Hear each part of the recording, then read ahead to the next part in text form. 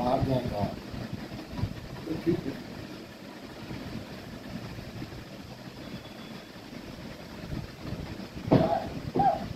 नीचे नहीं रखिएगा उसको। मैं, जैसा आप जानते हैं कि मैं सीमा सुरक्षा बल जो विश्व में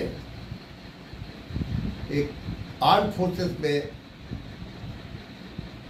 सबसे बड़ी संस्था मानी जाती है, बड़ी संस्थाओं में एक है, उसका सेवानिवृत्त अधिकारी हूँ और मैं अभी 80 वर्ष से गुजर रहा हूँ। मैं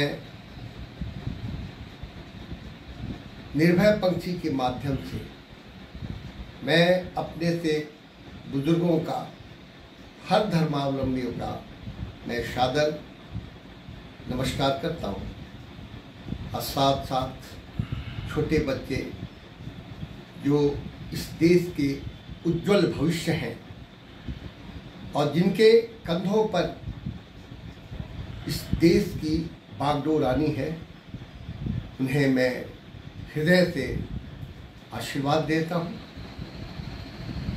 और इस संबंध में मैं चाहूँगा कि हमारे बच्चों को अपने पूर्वजों के बारे में, जिससे हम विमुख होते जा रहे हैं, मुझे कहने में थोड़ा भी संकोच नहीं है। ये दुर्भाग्य इस देश का कि हमने अपनी पुरानी भारतीय संस्कृति का त्याग कर दिया। ये कहना पूर्णतः उपयुक्त हो।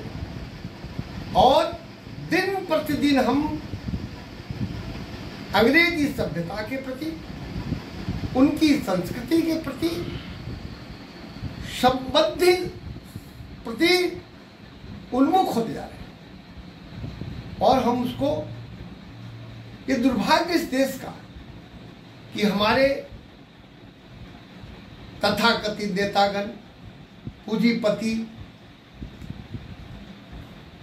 के बच्चों को, दुर्भाग्य की बात है कि कालिदास कौन थे, जयशंकर प्रसाद कौन थे, रामधारी सिंह दिनकर कौन थे, रसखान कौन थे, ये पता नहीं है।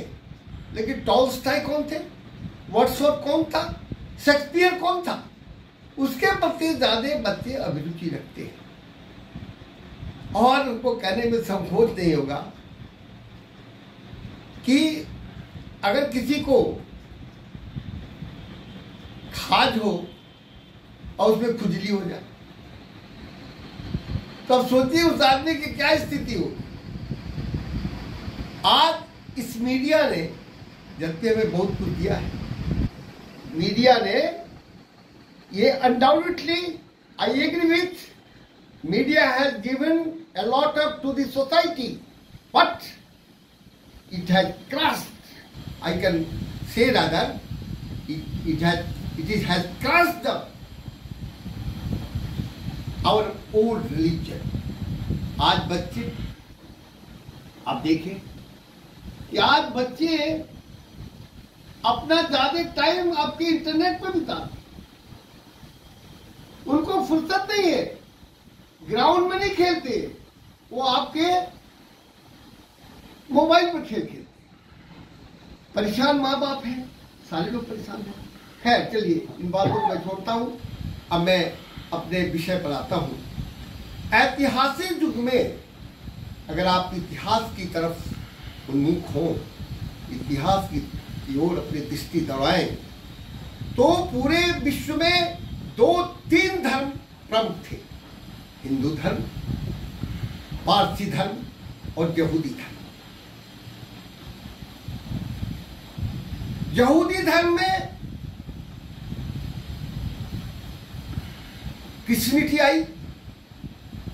दुर्भाग्य है उस कालजयी क्रिश्चियनिटी ने अपने यहूदी धर्म को अपने में आत्मसात कर लिया। और यहां तक कि जहां ये यहूदी धर्म पनपा था, जहां से बीजारोपण था, ये महत्वाकांक्षी ईसाइयों ने उसको दरकिनार कर दिया, वो तो निकाल के बाहर फेंक दिया। जहां तक पारसी धर्म की बात है, तथाकथित लोग रह गए हैं जो पारसी धर्म को किसी तरीके से एन के प्रकार अग्रसित कर रहे हैं। जहां तक हिंदू धर्म की बात है,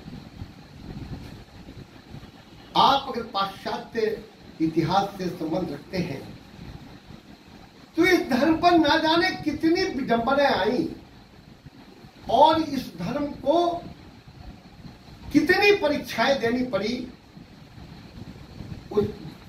जितना भी कहा जाए कम है।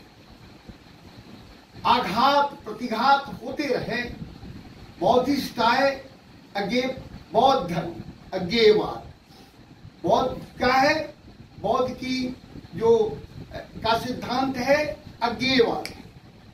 जैनियों का सिद्धांत है, जबकि जैनियों का सिद्धांत है तो निरीश्वरवाद की तरफ अपने को अग्रसित करता है। लेकिन जब ये झंझावात आए, हिंदू लगा कि हिंदू धर्म डगमगा लगा, लेकिन आपको त्रेता की, अगर आप कहने का मतलब है आप गीता से का ज्ञान है या गीता से संबंध रखते हैं, तो गीता में बड़ा है कि जदा जदा ही धर्मस्य ग्लानिर्भवति भारते, ये आपको श्लोक याद होगा।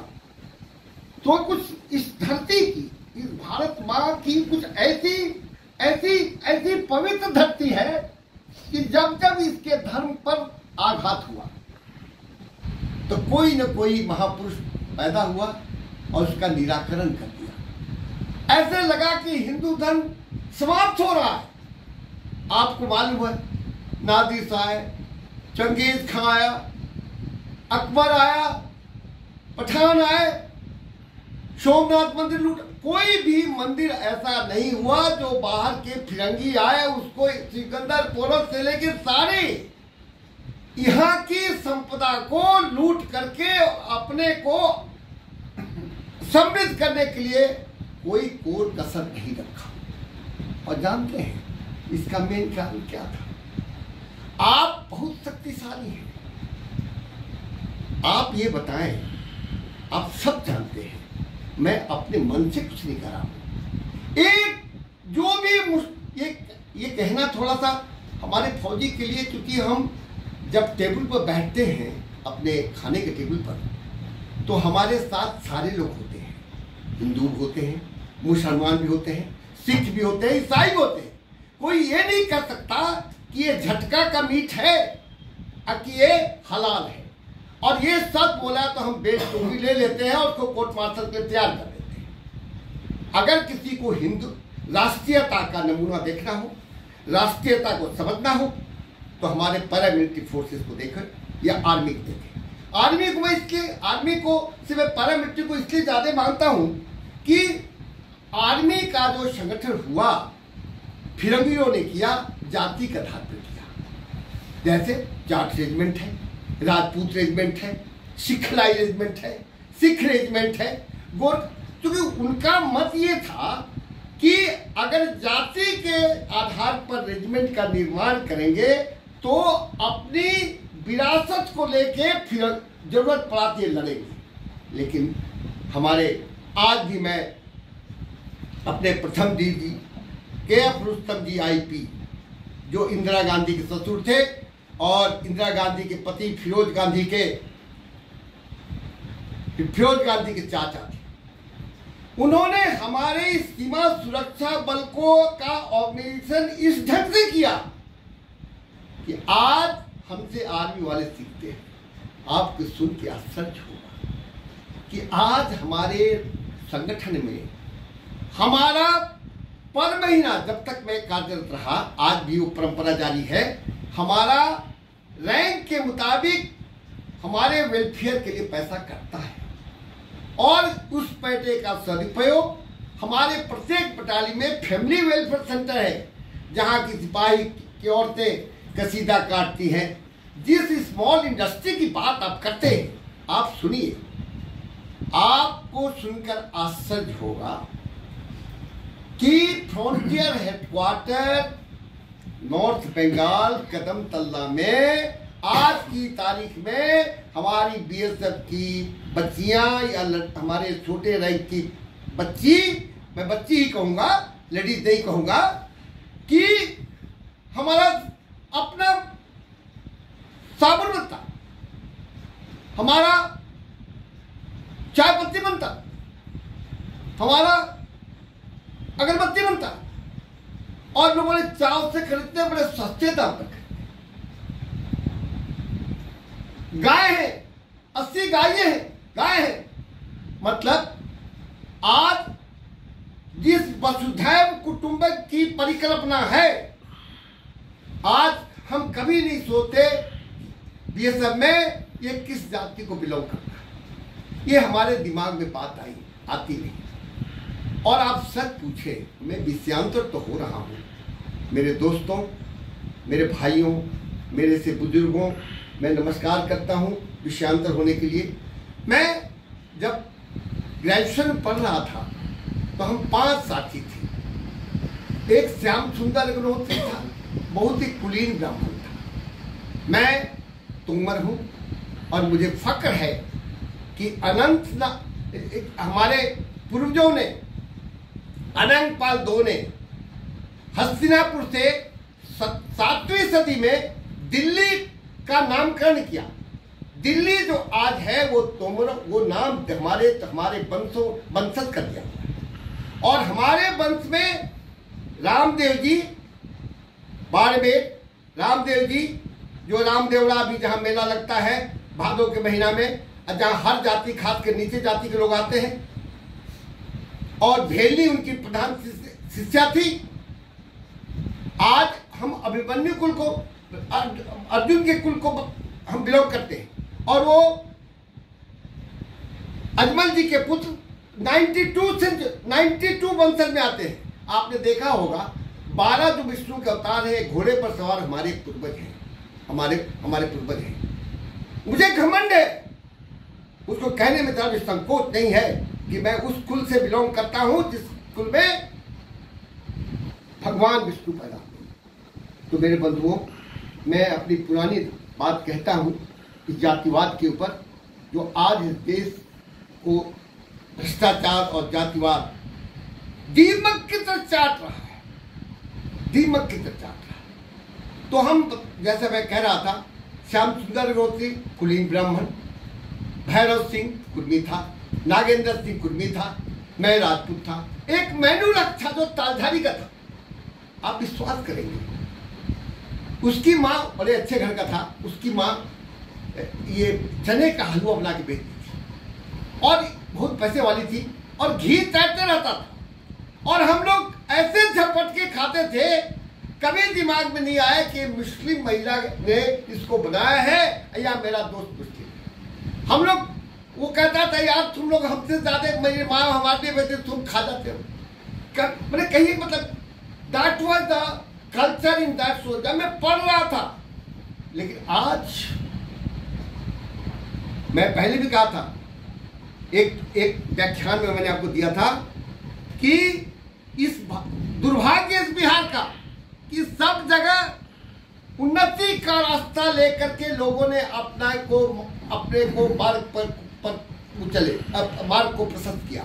हमारे यहाँ प्रारंभ हुआ जातिवाद से, भूमिहार, राजपूत, बाद में कर्पूरी साहब आए, फिर आए विनोदानंद झा, भागवत झा, उन्होंने ब्राह्मणवाद चलाए। उसके बाद कर्पूरी ठाकुर आए तो उन्होंने बैकवर्ड फॉरवर्ड, जो कभी कोई जानता नहीं था, समाज में ये प्रवृत्ति को भर दिया। क्या हुआ आपका? बाद में दलित नाथ, अब बाद में जो आई, अब हमको इसकी व्याख्या करने की जरूरत नहीं है। मतलब आज जो ये जाति पात का घिनौना राजनीति हो रहा है, मैं दावे के साथ कह सकता हूं आज के तथाकथित राजनीतिज्ञों की ये देन है, इसमें दो मत नहीं है। और ये कहां ले जाकर के पहुंचेंगे, इस देश को किस धरातल पर छोड़ेंगे, ये उनके खुद आत्मवंचना करें। समाजवाद की परिकल्पना है, समाजवाद की बात करते हैं। जयप्रकाश नारायण की जो शताब्दी बनती है, अरे भाई लोहिया,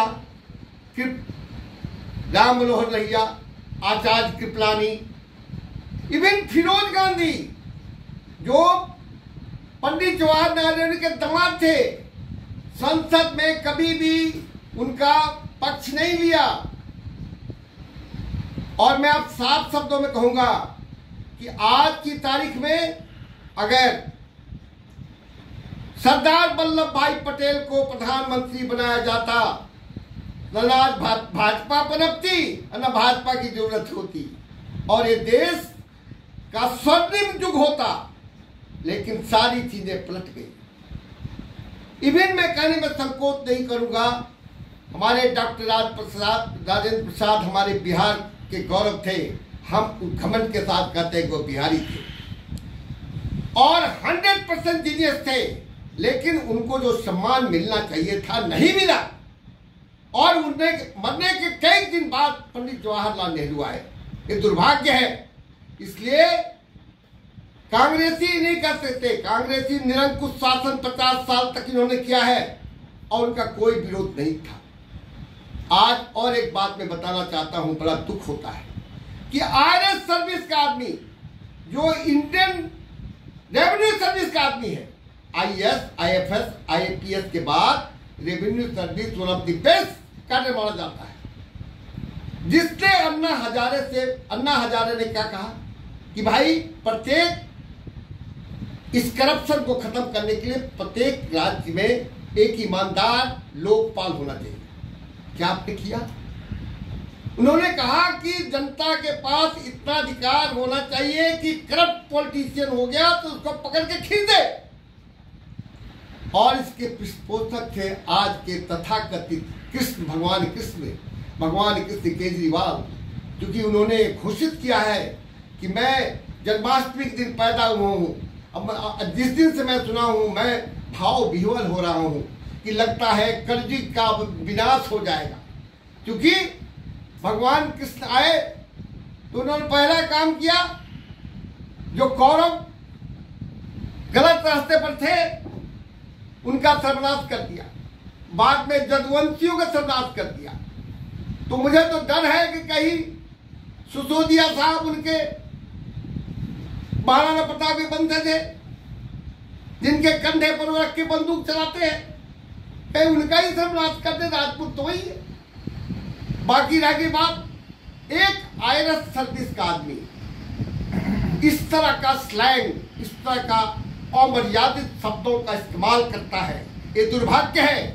जो देश मर्यादा को नहीं समझता, अनुशासन को नहीं समझता, उसका एकमात्र उद्देश्य है अपने बाल बच्चों के लिए अपार संपत्ति को रखे जिसकी 200 पीढ़ी खाते रहे। अरे भाई, कहां गए नवाब पटौदी?